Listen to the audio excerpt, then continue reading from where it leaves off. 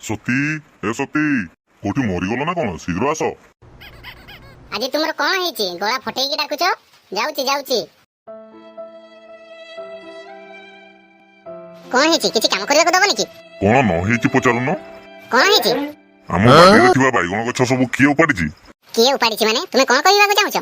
ବାଡିକୁ ଯାଇକି ଦେଖୁନ, ସବୁ ବାଇଗଣ ଗଛ ଉପୁଡ଼ି ଯାଇଛି। ତାଙ୍କ ଛେଳି ଆସି ଖାଇ ଦେଇଥିବ। ନା ନା, ଏଟା ଛେଳିର କାମ ଜମାରୁ ନୁହେଁ। ତ ଆଉ କିଏ ଉପାଡ଼ିଛି? ମତେ ଲାଗୁଛି ଏସବୁ ସବୁ ଟୁଙ୍ଗୁରୁର କାମ।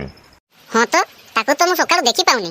ମତେ ଲାଗୁଛି ଟୁଙ୍ଗୁରୁ ଉପାଡ଼ି ଦେଇ କୁଆଡେ ନୁଚିଛି। ହଉ ହଉ, ସେ ଘରକୁ ଆସୁ, ତାକୁ ସବୁ ପଚାରିବା।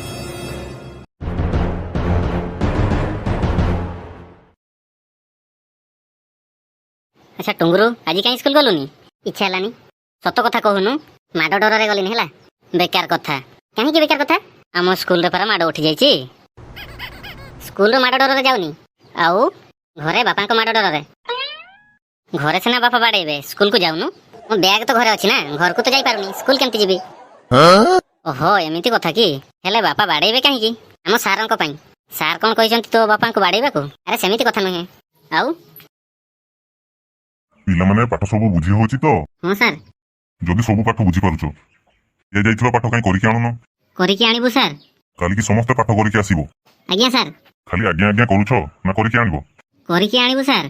ଆପଣ କହୁନାହାନ୍ତି କଣ କଣ କରିକି ଆଣିବା? ହଉ କହୁଛି, ସମସ୍ତଙ୍କୁ କହୁଛି। ବାଙ୍ଗୁରୁ କାଲି ବାଉଁଶ କାଠି ଆଣିକି ଆସିବ।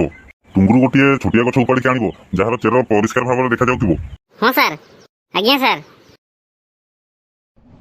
ତାପରେ ମୁଁ ଗୋଟିଏ ପରେ ଗୋଟିଏ ବାଇଗଣ ଗଛ ଉପାଡ଼ି ଚାଲିଲି। ଗୋଟିଏ ତ ଉପାଡ଼ିଥାନ୍ତୁ, ଏତେ ଗୁଡ଼ା କାହିଁ ଉପାଡ଼ିଲୁ? ଯେଉଁ ଗଛକୁ ଉପାଡ଼ିଲି ସେଇ ଗଛର ଚେର ଉପୁଡ଼ି ଯାଉଛି। ବାପାଙ୍କୁ କହିଲୁନି? ତୁ ସବୁ ଗଛ ଉପାଡ଼ିକି ସାରି ଦେଇଛି। ବାପା ତ ଖୋଜୁଛନ୍ତି ବାଡ଼େଇବେ ବୋଲି, ମୁଁ ସେଥିପାଇଁ ପ୍ରାୟ ଏଠି ନୁଚିଛି। ଓହୋ, ସେଇ କଥା ପାଇଁ। ଆଉ ତୁ କାହିଁକି ଗଲୁନି ସ୍କୁଲ? ମୋର ଇଚ୍ଛା ହେଲାନି।